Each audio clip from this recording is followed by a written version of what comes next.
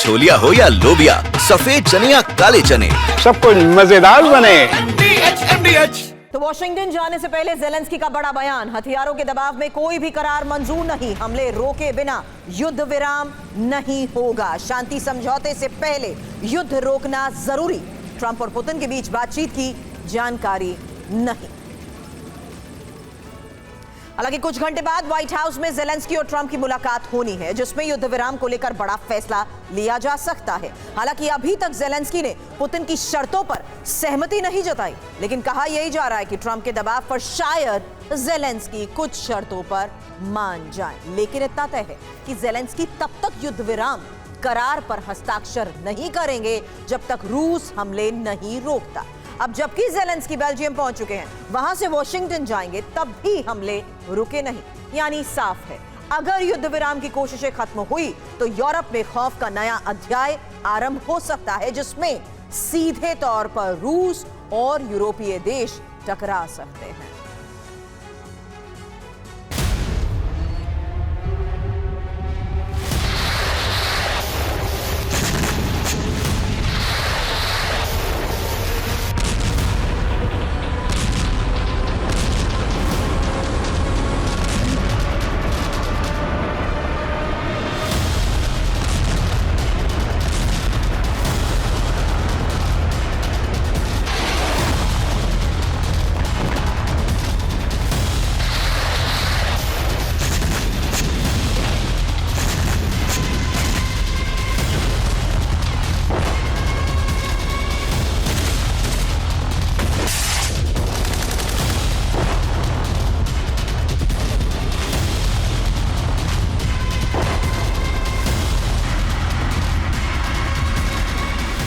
Countdown आरंभ हो चुका है।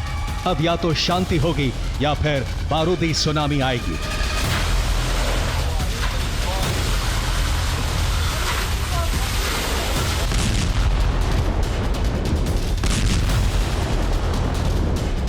अगर युद्ध विराम नहीं हुआ तो यूक्रेन रूस में जो कुछ हो रहा है वो सिर्फ ट्रेलर है। बर्बादी की पिक्चर कितनी विनाशकारी हो सकती है वो रूस और यूक्रेन के इन जलते हुए शहरों से समझिए।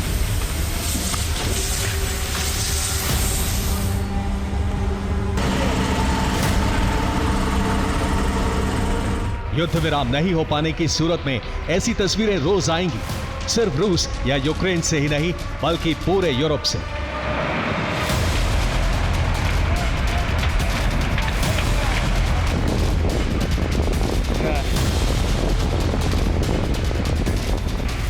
क्योंकि युद्ध विराम की आखिरी कोशिश का मुकाम तक नहीं पहुंच पाना सीधे तौर पर तीसरे विश्व युद्ध की दस्तक हो सकती है।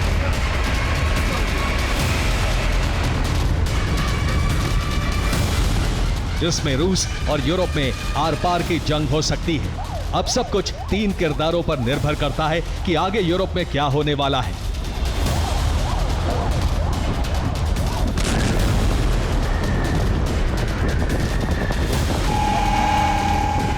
किरदार नंबर 1, व्लादिमीर पुतिन, रूस के राष्ट्रपति, स्थायी समाधान के लिए तैयार, अलास्का में ट्रंप से मीटिंग कर चुके हैं। किरदार नंबर 2, डोनाल्ड ट्रंप, अमेरिका के राष्ट्रपति, युद्ध विराम में मध्यस्थता की भूमिका निभा रहे हैं।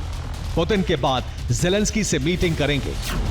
किरदार नंबर 3, वोलोदिमीर ज़ेलेंस्की, यूक्रेन के राष्ट्रपति, युद्ध विराम के लिए तैयार, लेकिन 1 इंच भी जमीन रूस को नहीं देंगे। ट्रंप से मिलने वॉशिंगटन जा रहे हैं।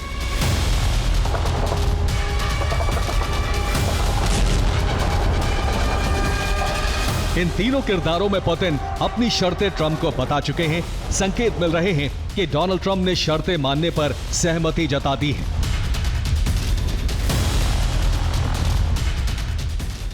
लेकिन अब ज़ेलेंस्की की बारी है कि उनका रुख क्या रहता है। हालांकि इसमें सबसे बड़ा फैक्टर डोनाल्ड ट्रंप का दबाव काम करेगा, क्योंकि वॉशिंगटन अधिवेशन शुरू होने में कुछ घंटे रह गए हैं। व्हाइट हाउस में ट्रंप ने ज़ेलेंस्की को बुलावा भेजा है, साथ ही यूरोपीय देशों के मुखिया भी पहुंच रहे हैं। यानी युद्ध विराम पर फैसला लिया जा सकता है, जिससे ज़ेलेंस्की के अलावा दूसरे यूरोपीय देश भी सहमत हों। लेकिन सोचिए, अगर युद्ध विराम पर ज़ेलेंस्की तैयार नहीं हुए तो समझिए पुतिन के प्रकोप से उन्हें कोई नहीं बचा सकता, शायद ट्रंप भी नहीं, क्योंकि ये ट्रंप की आखिरी कोशिश है।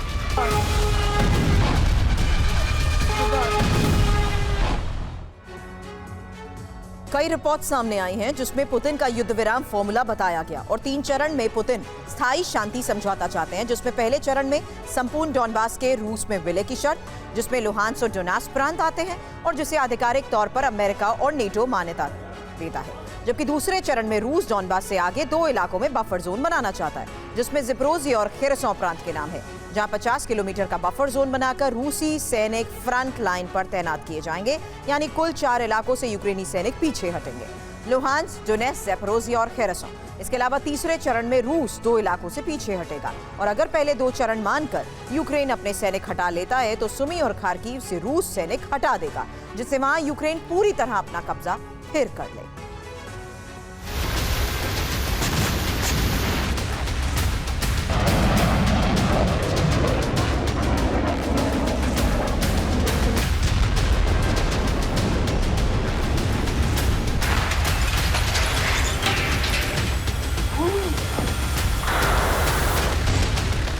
पुतिन जिस पैटर्न पर काम कर रहे हैं वो ठीक 2014 जैसा है, जब रूस ने क्रीमिया पर कब्जा किया था। अब 2025 में पुतिन को पूरा डॉनबास चाहिए।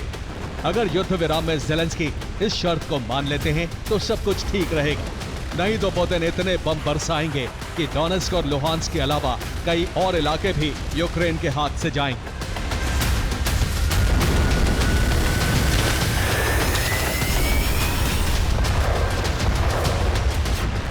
अब समझिए पुतिन को डॉनबास इलाका क्यों चाहिए।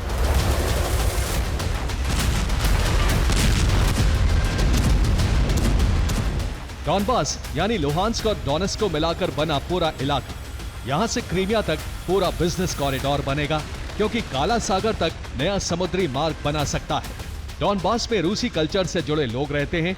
इसके अलावा इस इलाके में अधिकतर रशियन बोलने वाले लोग हैं। साथ ही इस इलाके में सबसे ज्यादा कोयला भंडार है, रेयर मिनरल्स का भी विशाल भंडार है।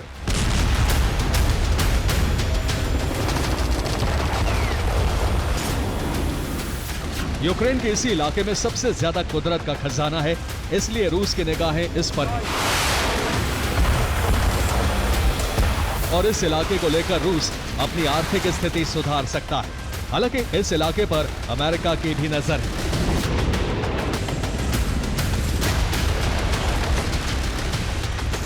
हो सकता है पुतिन और ट्रंप में डॉनबास में मिलने वाले रेयर मिनरल्स को लेकर कोई सीक्रेट डील हुई।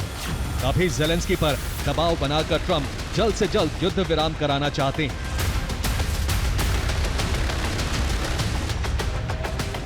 इसीलिए यूरोप के उन तमाम देशों को भी वॉशिंगटन में होने वाली मीटिंग में बुलाया गया है जो युद्ध विराम के लिए सहमत नहीं थे, लेकिन अब ट्रंप उन्हें अपनी कूटनीति से युद्ध विराम के लिए तैयार कर सकते हैं।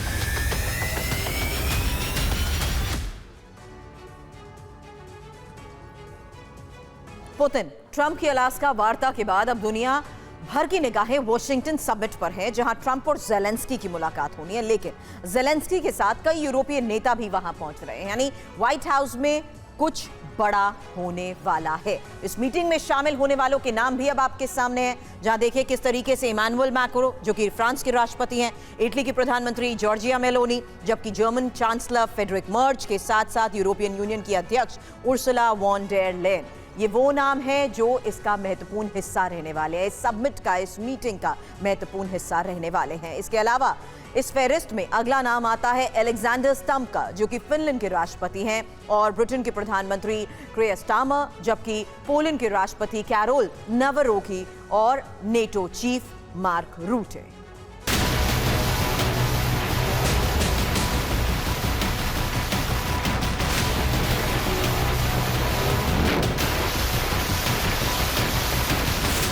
यूक्रेन में हालात कितने गंभीर हैं, इन तस्वीरों से समझिए।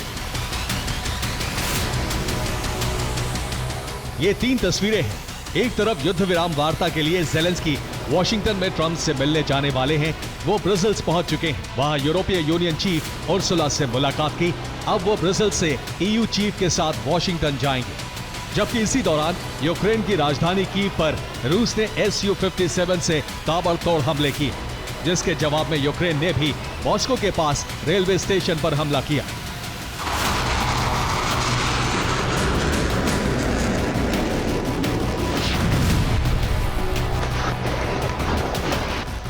यानी युद्ध विराम की कोशिशों के बीच भी तबाही रुकी नहीं, जो सीधे तौर पर संकेत है कि अगर युद्ध विराम नहीं हो पाया तो यूरोप में हालात काफी खौफनाक हो सकते हैं।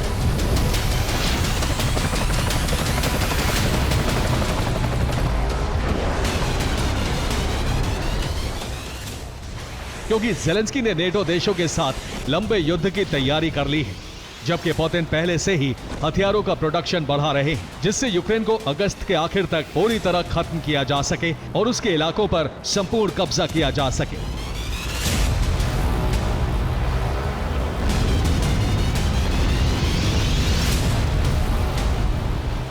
लेकिन पुतिन ट्रंप के कहने पर ज़ेलेंस्की को एक और मौका देना चाहते हैं, जिससे युद्ध का स्थायी समाधान निकल सके। ट्रंप की तरफ से भी कहा गया है, मुझे लगता है कि युद्ध विराम से बेहतर एक शांति समझौता है जो जल्दी हो और स्थायी हो। यह ठीक वैसी ही शर्त है जो पुतिन ने रखी है। पुतिन भी सीज़फायर के मुकाबले स्थायी हल की वकालत कर रहे हैं, जबकि ज़ेलेंस्की सुरक्षा की गारंटी मांग रहे हैं, लेकिन पुतिन की शर्तों को मानने से फिलहाल इनकार कर रहे हैं।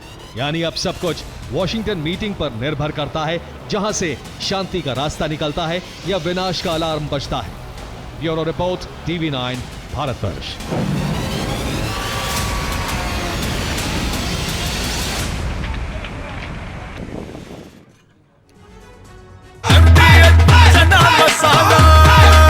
अब छोलिया हो या लोबिया, सफेद चने या काले चने, सब कुछ मजेदार बने। MDH